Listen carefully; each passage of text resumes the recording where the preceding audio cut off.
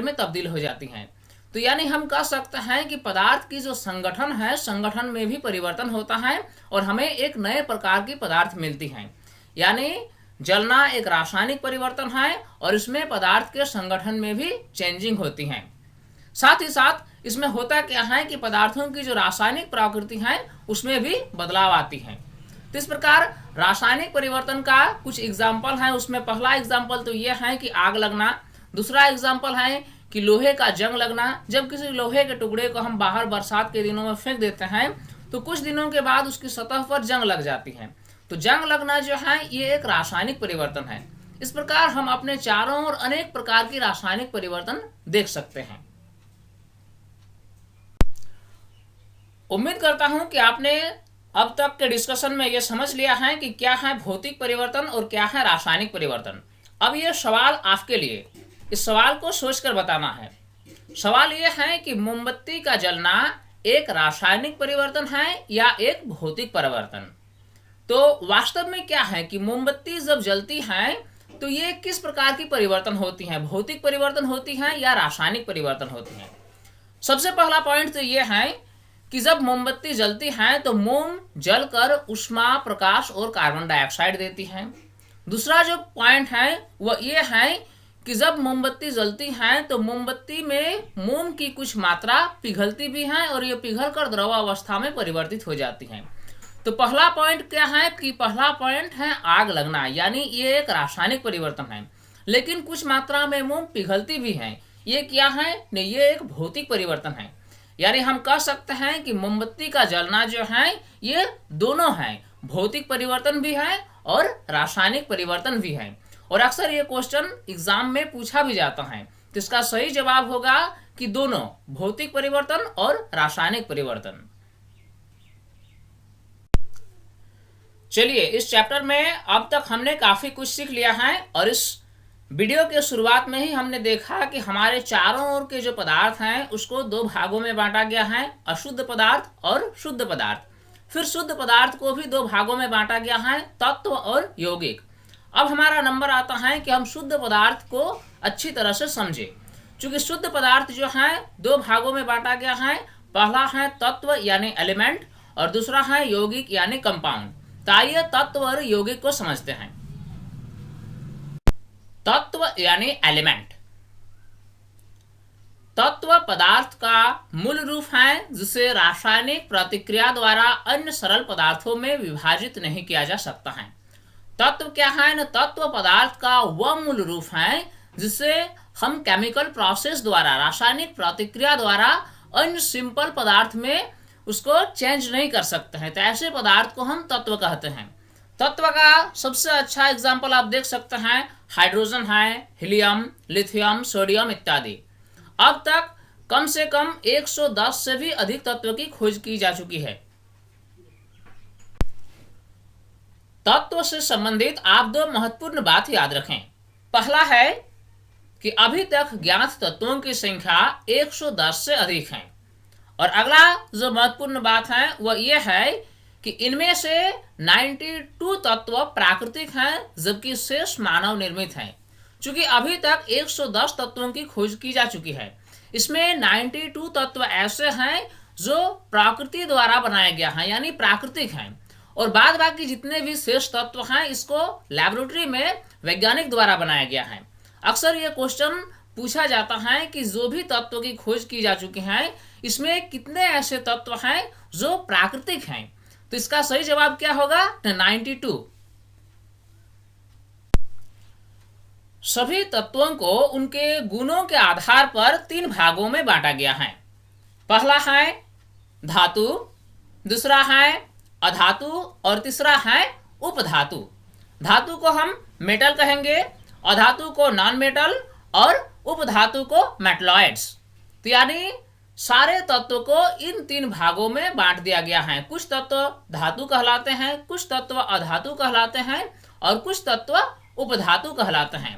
अब आइए इसको डिटेल में जानते हैं कि धातु क्या है, अधातु क्या है और उपधातु क्या है।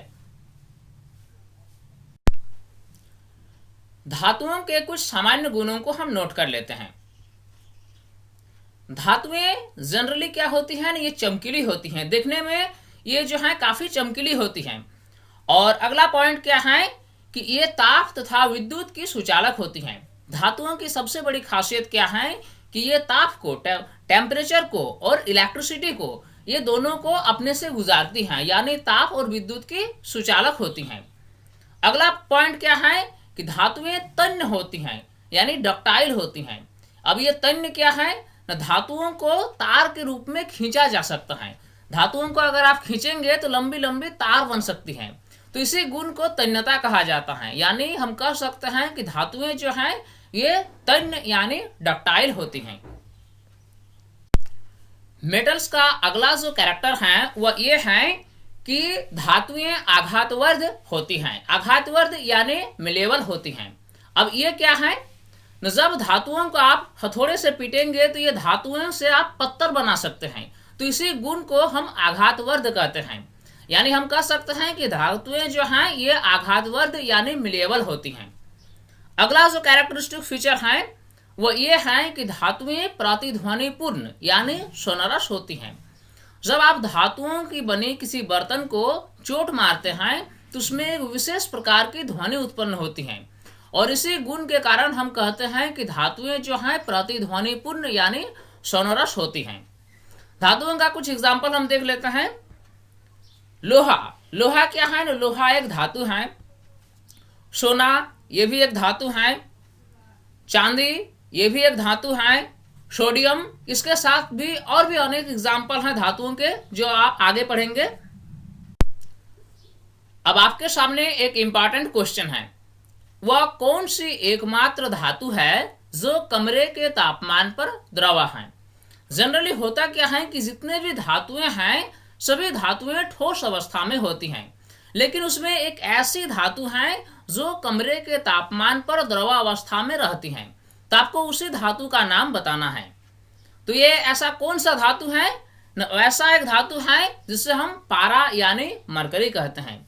ये पारा धातु जो है ये एक ऐसी धातु है जो यही एकमात्र ऐसी धातु है जो कमरे के तापमान पर द्रव अवस्था में रहती है।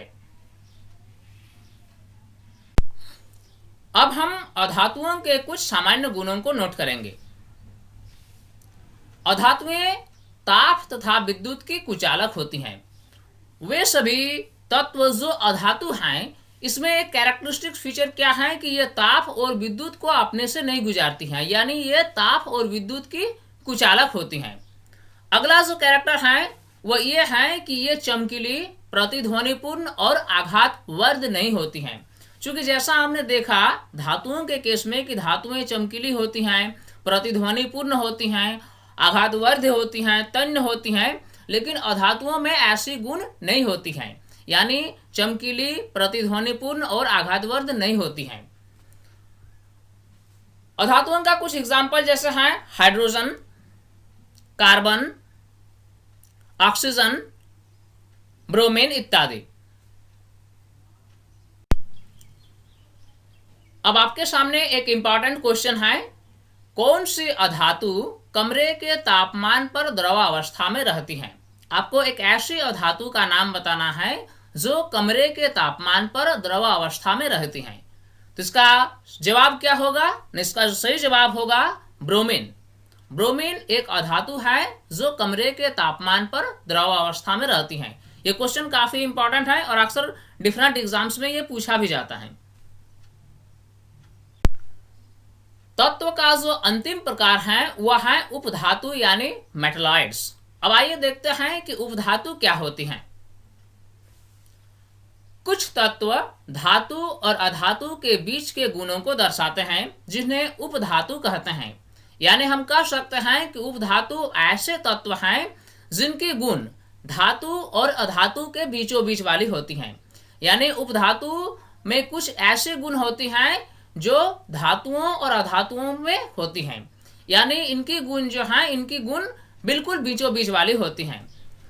सबसे इंपॉर्टेंट पॉइंट जो है उपधातु से रिलेटेड जो एग्जाम्स में पूछा जाता है वो ये है कि आप जो है किन्हीं 3 या 4 उपधातु का नाम बोलें। तो इसका एग्जाम्पल है बोरन, सिलिकॉन, जर्मेनियम इत्यादि। ये आपको याद रखना है कि ऐसे कौन कौन से धातु हैं, तो बोरन, सिलिकॉन, जर्मेनियम, बस इतना ही 3 याद रखना है। चूंकि हमने तत्व के बारे में तो समझ लिया, अब हम समझेंगे यौगिक यानी कंपाउंड क्या है। एक यौगिक वह पदार्थ है जो 2 या 2 से अधिक तत्वों के नियत अनुपात में रासायनिक तौर पर संयोजन से बना है। यानी यौगिक क्या है ना, ये 2 या 2 से अधिक तत्वों से बना होता है और ये जो तत्व हैं ये किसी खास अनुपात में मिले हुए होते हैं, नियत अनुपात में मिले हुए होते हैं। ऐसा नहीं कि किसी भी अनुपात में मिल गया और यौगिक बन गया।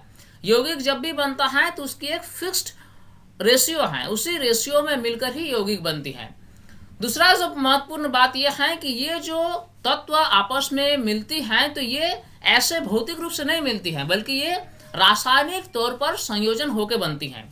यानी यौगिक में क्या होता है कि 2 या 2 से अधिक तत्व मिलकर बनती हैं और उसकी अनुपात जो होती है वो अनुपात फिक्स होती है। और तीसरी पॉइंट जो है कि ये रासायनिक तौर पर संयोजन से बनी हुई होती हैं। अब आइए कुछ एग्जांपल देखते हैं यौगिक का। जल, जल क्या है, जल एक यौगिक है और ये जल 2 तत्वों से मिलकर बनी हुई होती है, हाइड्रोजन और ऑक्सीजन। जब हाइड्रोजन और ऑक्सीजन एक निश्चित अनुपात में रासायनिक तौर पर संयोजन करती हैं तो जल का निर्माण होता है। यौगिक का अगला उदाहरण है सोडियम क्लोराइड। सोडियम क्लोराइड यानी साधारण नमक जो कि हम खाने में यूज करते हैं। अब ये सोडियम क्लोराइड जो है ये 2 तत्वों से बनती हैं। क्या क्या न, सोडियम और क्लोरीन। जब ये सोडियम और क्लोरीन एक निश्चित अनुपात में रासायनिक तौर पर संयोजन करती हैं तो सोडियम क्लोराइड का निर्माण होता है। अगला यौगिक का जो एग्जाम्पल है वह है सल्फर डाइऑक्साइड। सल्फर डाइऑक्साइड जो है ये सल्फर और ऑक्सीजन 2 तत्वों से मिलकर बनी हुई होती हैं। ऐसे ही आप अनेक प्रकार के यौगिक देख सकते हैं जो कि अलग अलग प्रकार के तत्वों से रासायनिक तौर पर संयोजन से बनी हुई होती हैं। एग्जाम्स के दृष्टिकोण से यह काफी इंपॉर्टेंट है कि मिश्रण और यौगिक में क्या अंतर है। अब आइए मिश्रण और यौगिक में क्या अंतर है इसको हम समझते हैं और नोट करते हैं। मिश्रण और यौगिक, पहला पॉइंट यह है कि मिश्रण जो है वास्तव में यह 2 पदार्थों का मिलावट है। मिश्रण जो है ये 2 पदार्थों को जब हम किसी भी अनुपात में मिला देते हैं और उसमें कोई रासायनिक संयोजन नहीं होता है तो ऐसे मिलावट वाली पदार्थ को हम मिश्रण कहते हैं। लेकिन यौगिक के साथ कुछ अलग बात है। तत्व क्रिया करके नए पदार्थ का निर्माण करते हैं। यौगिक का निर्माण कैसे होता है कि जब 2 या 2 से अधिक तत्व आपस में एक निश्चित अनुपात में मिलती हैं और उसमें रासायनिक क्रियाएं होती हैं और एक नए पदार्थ का निर्माण होता है। यानी मिश्रण एक मिलावट है लेकिन यौगिक क्या है न, ये एक नए पदार्थ का निर्माण है। अगला जो पॉइंट है वह देखते हैं।